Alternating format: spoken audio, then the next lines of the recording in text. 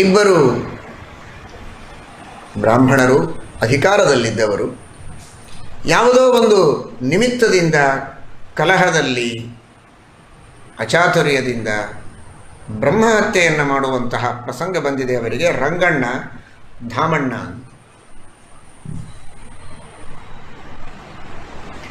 ಜನ ಎಲ್ಲ ಅವರನ್ನು ದೂರ ಇಟ್ಟಿದ್ದಾರೆ. ಬ್ರಹ್ಮಹತ್ಯೆಯನ್ನು ಮಾಡಿದ್ದೀರಿ, ಹತ್ತಿರ ಬರಬೇಡಿ ಅಂತ.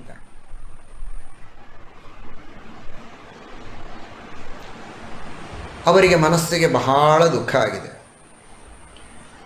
ಬೇಕು ಅಂತ ಮಾಡಿದ್ದಲ್ಲ, ಅಚಾತುರ್ಯದಿಂದ ಆಗಿದೆ. ಮಾಡಿದ ತಪ್ಪಿಗೆ ಶಿಕ್ಷೆಯನ್ನು ತೆಗೆದುಕೊಳ್ಳಬೇಕು.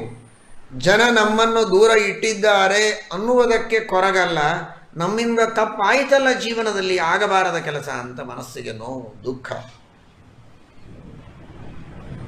ಅಕ್ಷೋಭ್ಯ ತೀರ್ಥರ ಚರಣಗಳಿಗೆ ಶರಣು ಬಂದಿದ್ದಾರೆ, ಸಾಷ್ಟಾಂಗ ಎರಗಿದ್ದಾರೆ. ಅಕ್ಷೋಭ್ಯ ತೀರ್ಥ ಶ್ರೀಪಾದಂಗಳವರಿಗೆ ಮಾಡಿದ ಪಾದಪೂಜೆಯ ಜಲವನ್ನು, ಆ ಜಲದ ಸಂಬಂಧ ಆದ ಮಣ್ಣನ್ನು ತಲೆಗೆ ಒತ್ತಿಕೊಂಡು ನೀರನ್ನು ಪ್ರೋಕ್ಷಣೆ ಮಾಡಿಕೊಂಡು ನಾವು ಪವಿತ್ರರಾದೆವು ಅಂತ ಭಾವಿಸಿ, ಆದರೂ ಹತ್ತಿರ ಬರದಂತೆ ದೂರದಲ್ಲಿ ನಿಂತಿದ್ದಾರೆ. ನಿಮ್ಮ ಪಾದಪೂಜೆಯ ಜಲದ ಪ್ರೋಕ್ಷಣೆ, ಆ ಪಾದೋದಕದ ಸ್ಪರ್ಶವಾದ ಮಣ್ಣಿನ ಸ್ಪರ್ಶ, ಇದು ನಮ್ಮನ್ನು ನಿಮ್ಮ ಜೊತೆಗೆ ಮಾತನಾಡುವಷ್ಟು ಯೋಗ್ಯತೆಯನ್ನು ತಂದು ಕೊಟ್ಟಿದೆ ಅಂತ ಭಾವಿಸ್ತೇವೆ. ಇಲ್ಲದಿದ್ದರೆ ಮಾತನಾಡುವಷ್ಟು ಯೋಗ್ಯತೆ ನಮ್ಮದಲ್ಲ, ತಪ್ಪು ಮಾಡಿದ್ದೇವೆ. ನಾವು ಮಾಡಿದ ತಪ್ಪಿಗೆ ಪ್ರಾಯಶ್ಚಿತ್ತವನ್ನು ತಾವು ಸೂಚನೆ ಮಾಡಬೇಕು, ನಮ್ಮನ್ನು ಉದ್ಧಾರ ಮಾಡಬೇಕು ಅಂತ ಪ್ರಾರ್ಥನೆ ಮಾಡಿಕೊಂಡಿದ್ದಾರೆ ರಂಗಣ್ಣ ಹಾಗೂ ಧಾಮಣ್ಣರು. ಅಕ್ಷೋಭ್ಯ ತೀರ್ಥರು ಮಹಾಜ್ಞಾನಿಗಳು ನೋಡಿದ್ದಾರೆ, ಈ ಜೀವರು ಸಾತ್ವಿಕರು ಅಂತ ಅನಿಸುತ್ತೆ.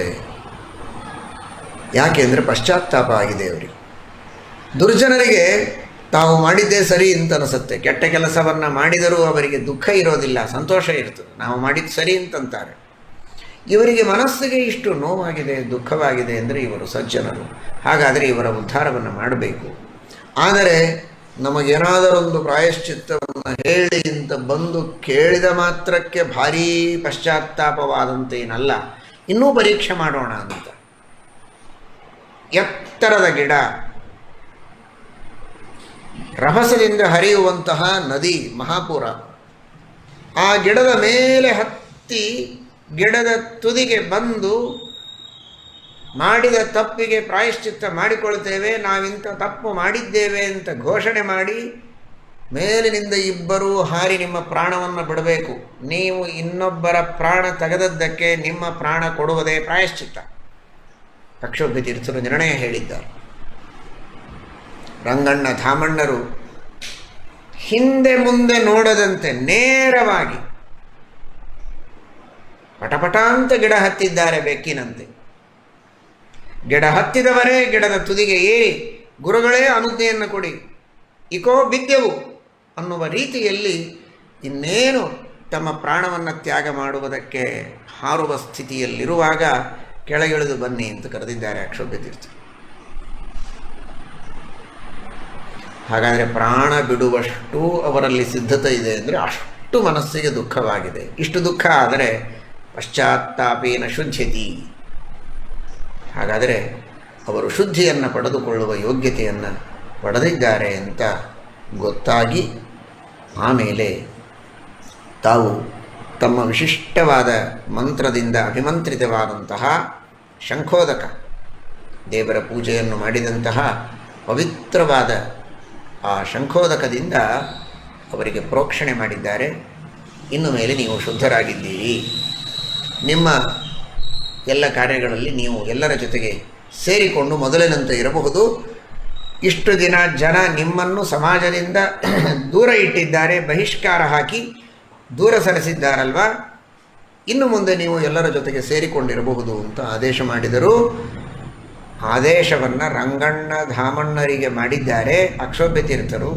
ಸಮಾಜ ಅದನ್ನು ಒಪ್ಪಲಿಲ್ಲ. ಶಂಖೋದಕದ ಪ್ರೋಕ್ಷಣೆ ಮಾಡಿದ ಮಾತ್ರಕ್ಕೆ ಹೇಗೆ ಶುದ್ಧಿಯಾಗುವುದಕ್ಕೆ ಸಾಧ್ಯ?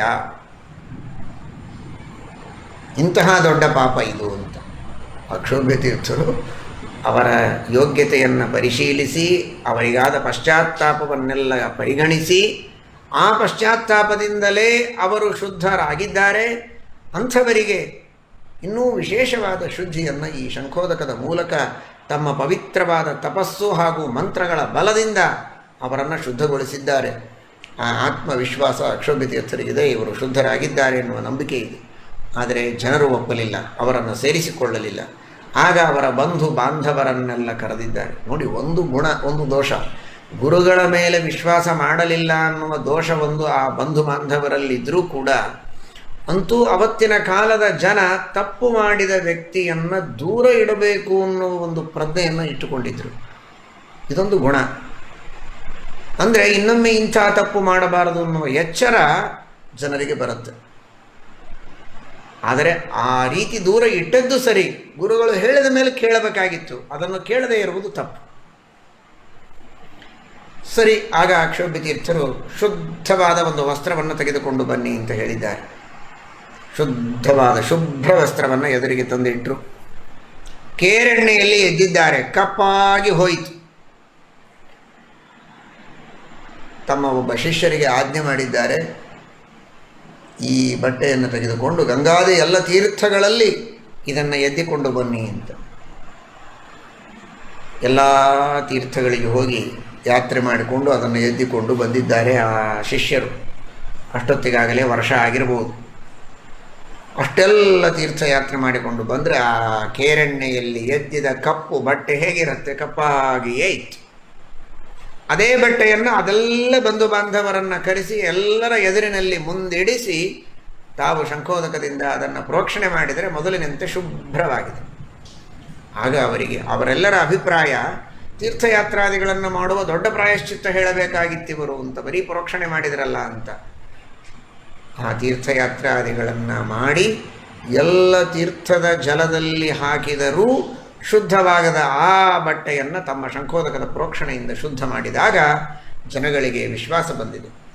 ತ್ರೈಲೋಕ್ಯೇ ಯಾನಿ ತೀರ್ಥಾನಿ ವಾಸುದೇವಸ್ಯ ಚಾಜ್ಞೆಯ ಶಂಖೇ ತಿಷ್ಠಂತಿ ವಿಪ್ರೇಂದ್ರ ತಸ್ಮಾತ್ ಶಂಖಂ ಪ್ರಪೂಜಯೇತ್.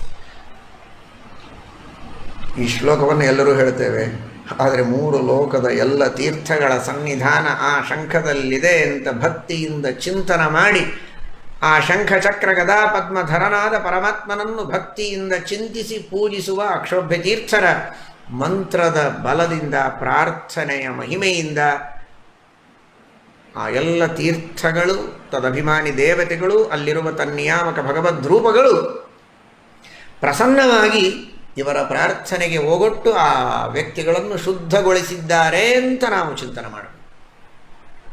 ಅದು ಸಾಮಾನ್ಯರಿಗೆ ಸಾಧ್ಯವಾಗದ ಮಾತು.